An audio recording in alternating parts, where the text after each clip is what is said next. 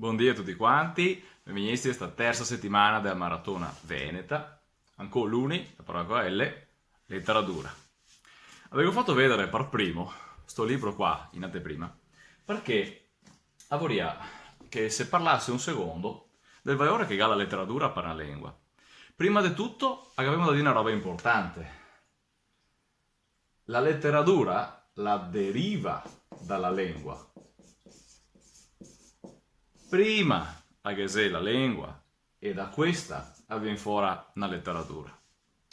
Ma la letteratura è solo una parte di quello che è, quello che si chiama il corpus, con termine latino che si capisce evidentemente, della lingua. Dunque la lingua la si applica al mondo e la genera una letteratura, se intendiamo per questa diciamo anche solo la parte estetica, quindi letteratura, la poesia, la prosa, ma con funzione principalmente, diciamo, narrativa o estetica, ma, rento qua, anche tutte le funzioni didascaliche che si dice, di insegnamento, di, come si dice, trasferimento di informazioni e nozioni pratiche anche sulla vita. Mica solo, voglio dire, la ricetta di cucina, ma anche, per esempio, un trattato di botanica come questo qua, il libro aggregato Serapion, che è in Padovan, per esempio. C'è poca letteratura in senso estetico in la lingua veneta, quindi letteratura pa besa della lingua, no? E qua che c'è solo, sto volume qua che è del 1913, ecco, Antologia della lirica veneziana, si vede, sì, del 500 ai giorni nostri, quindi soggiorni, quindi esattamente 100 anni fa, ecco, in 400 anni, questo è solo il veneziano.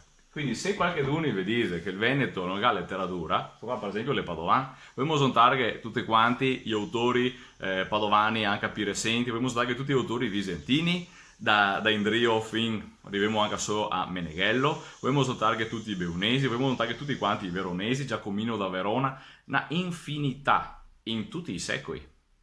E questi tutti quanti che ha portato alla lingua veneta, compresi anche i viventi qui che ancora va avanti a compire la letteratura veneta, ma anche la manualistica veneta.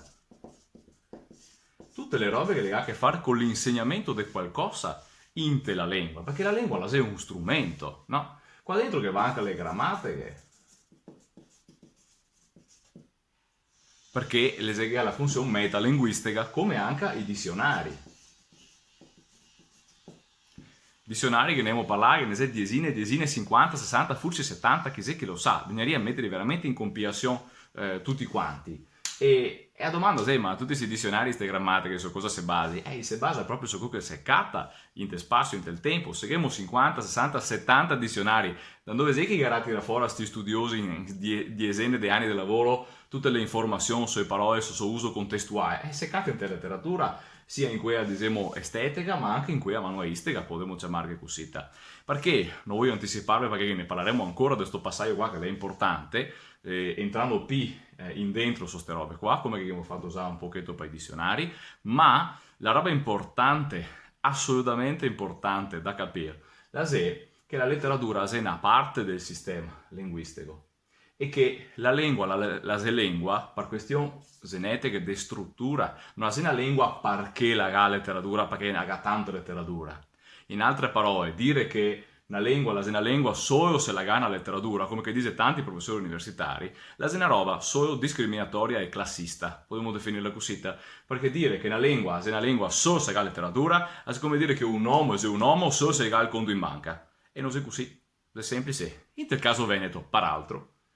E credo di poter dire, e vorrei che qualcuno mi smentisse se questo è vero, che la lingua veneta, in tutta la sua complessità, ha una quantità di corpus e di qualità, quindi non solo quantità, ma anche qualità letteraria, di grammatica, dizionari, manualistica, in te spazio e in te il tempo, enormemente grande e, bisogna dirlo, enormemente più grande, anche perché è una lingua più grande, rispetto a lingue come il ladin, il furlan o il sardo, che sono state riconosciute, anche se rispetto alla lingua veneta, le sono molto carenti su questo aspetto qua. Il veneto, come il napoletano siciliano per esempio, è tanto forte su questo elemento qua. Quindi se c'è una lingua che non si può dire che non è mica una lingua perché manca letteratura, è proprio il veneto. E ora il veneto è una lingua, sa di suo di struttura, perché è diverso dall'italiano, sostanzialmente diverso dall'italiano, parecchio, ma soprattutto il veneto, se proprio vogliamo dire che serve anche alla letteratura, è anche quella, è un corpus